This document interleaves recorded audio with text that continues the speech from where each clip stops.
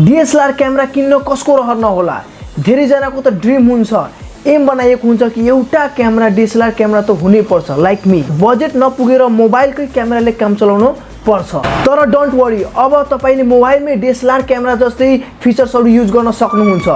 एक्चुअलीमा त्यो DSLR smartphone नै हो।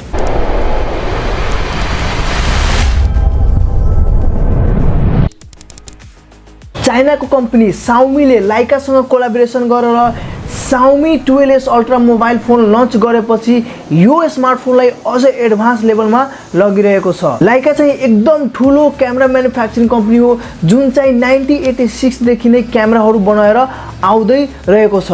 तपाईले Xiaomi 12s अल्ट्रा को लुक हेर्नु, क्यामेराको लुक एकदम सिमिलर छ क्यामेरा जस्तै, प्रोफेसनल क्यामेरा जस्तै उसको लुक बनाएको छ।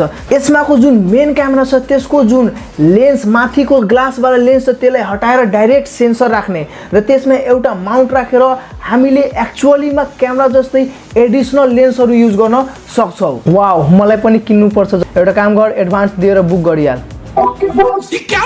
ये क्या बात करता है यार। दुईटा क्यामेराले एज इट इज राख्छ नर्मल युजको लागि, तर जुन हाम्रो मेन क्यामेरा छ त्यसलाई हामीले प्रोफेसनली युज गर्न सक्छौ। लाइक अ क्यामेरा एडिसनल लेन्सहरु युज गरेर। साँच्चै चाइना ग्याजेट र टेक्नोलोजीहरुले एकदम एडभान्स लेभलमा लगिरहेछ। यो मोबाइल फोनमा एक्चुअली क्यामेरा जतिकै 1 इन्चको सेन्सर युज भएको छ।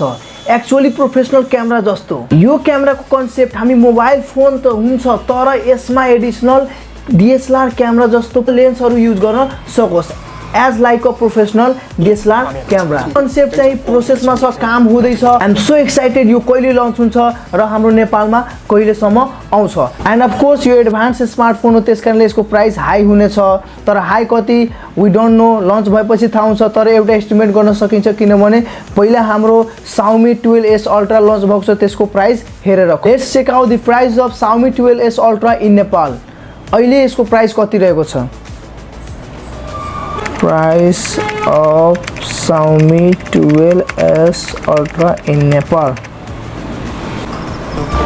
My God, 8,256 1,25,000, 12,256 1,35,000, 12,512 1,45,000। Oh my God. एउटा काम गर, जुन मैले यो फोनलाई एडभान्स बुकिङको लागि भनेको थियो त्यसलाई क्यान्सल गर्ने। मगर क्यों? Canon 200D को प्राइस कति पर्छ? 1 लाख। सो 1 लाख को त्यो क्यामेरा अर्डर गर्ने र यो मोबाइल नि ठीक छ।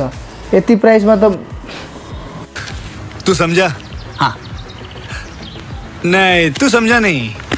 अहिले नि यसको यति प्राइस छ भने आई एम स्योर जब यो मोबाइल फोन स्मार्टफोन लन्च हुन्छ त्यसको प्राइस 1.5 लाख अथवा पनि 2 लाख भन्दा कम हुने छैन।